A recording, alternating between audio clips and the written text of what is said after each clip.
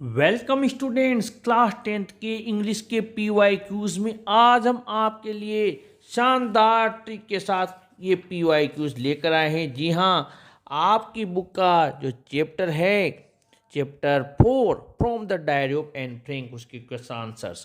पहला question, right a brief sketch of Anne's life, यानी कि एन के जीवन का संक्षिप्त चित्रण कीजिए या लिखिए।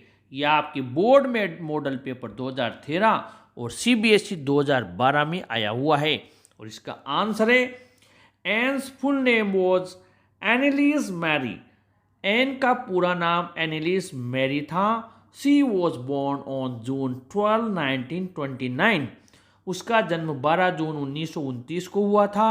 सी was a German is born Jewish girl. वो एक जर्मन थी और साथ ही वो एक यहूदी लड़की थी, यानी कि जर्मनी में पैदा हुई थी और यहूदी लड़की थी। यहाँ पर ये विशेष ध्यान देना है आपको कि वो जर्मनी में पैदा हुई थी और जूइश लड़की थी। और इसके बाद में आगे बढ़ते हैं। She wrote her diary while she was hiding in Amsterdam during second world war. और द्वितीय विश्व युद्ध के दौरान एम्स्टरडम में छिपने के दौरान उसने अपनी डायरी लिखी। सी इसके बाद में was an intelligent girl during her schooling. और स्कूल के दौरान वो काफ़ी मेधावी लड़की थी। और she showed good sense of humour when mister Keesing was annoyed with her. और जब श्रीमान किसिंग उससे नाराज हो गए उस समय उसने अपनी विनोदशीलता का प्रदर्शन किया। Anne was also skilled in writing.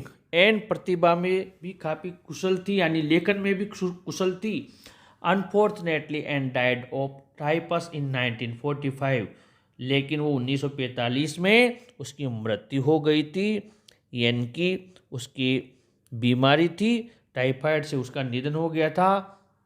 इसके बाद में आगे लिखा हुआ है, but her father found her diary and got it published. लेकिन उसके पिता को वो डायरी मिली और उन्होंने इसको प्रकाशित करवाया। We are able to know about Anne's thoughts from a diary. और इस डायरी के द्वारा ही हम एन के विचारों को जान पाए। It is described as the work of a mature and insightful mind. और इस डायरी को एक परिपक्व और अंतर्दृष्टि वाले मस्तिष्क की कृति बताया गया है। The diary provides an intimate examination of Anne's daily life. Diary Anne के जीवन के अंतरंग परीक्षण प्रस्तुत करती है। इस प्रकार इस क्वेश्चन का आंसर कंप्लीट हुआ और इसका हिंदी अनुवाद भी आप लोगों के सामने है, ताकि आप जब लिखें तो इसका हिंदी ट्रांसलेशन आप आसानी से लिख पाएँ। आपकी कॉपी में आगे बढ़ते हैं। जो दूसरा क्वेश्चन है आपकी वो है, what do you think about Anne's talent for writing essays which she wrote convincingly when punished by the teacher. CBSE 2020 में आया हुआ मोस्ट इंपॉर्टेंट क्वेश्चन है। जब अध्यापक के द्वारा सजा दी गई तो आपके एन के उन निबंध के लिखने की प्रतिभा के बारे में क्या विचार है जो उसने इतने आश्वस्त करने वाले लिखे। अब इसका आंसर हम देखते हैं। The maths teacher was annoyed by Anne's habit of talking in the class too much. गणित के टीचर एन बहुत ज़्यादा बोलती थी, उसकी आदत से बहुत ज़्यादा नाराज थे। So as punishment he asked her to write essays on 3 different topics. सजा के तौर पर उन्होंने उनसे 3 अलग अलग विषयों पर टॉपिक्स पर लिखने के लिए कहा।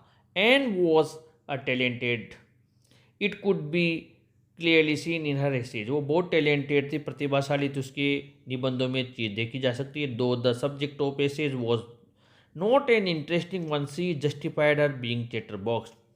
हालांकि उनके जो निबंधों के विषय थे उतने रुचिकर नहीं थे, फिर भी उसने अपनी बातों नहीं होने को न्यायोचित ठहराया। The teacher seemed fully satisfied with her answers. Teacher उसके जो जवाब थे उनसे सुनकर पूरी तरह संतुष्ट हो गए। और but he had to give some more essays as punishment. लेकिन उसने उसको और ज़्यादा एसेज दे दिए। In the end teacher had to be convinced and did not give any more essays. और अंत में अध्यापक को संतुष्ट होना पड़ा और उसने उसका पीछा छोड़ दिया और कोई निबंध नहीं दिया। इस प्रकार इस क्वेश्चन का आपके आंसर कंप्लीट हुआ। इसका हिंदी ट्रांसलेशन भी आप लोगों के सामने है।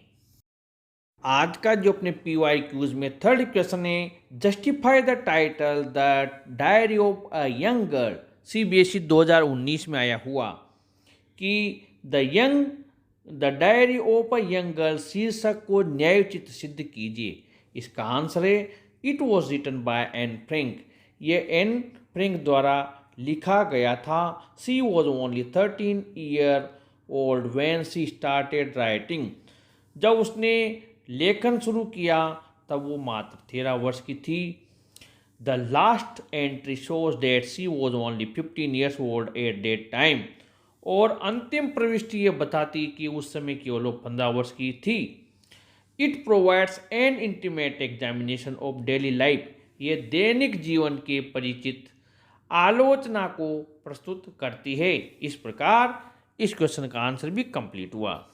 अगले पार्ट में इस चैप्टर के शेष रहे PYQs और मोस्ट इंपॉर्टेंट क्वेश्चन लेकर आपके सामने फिर हाजिर होंगे।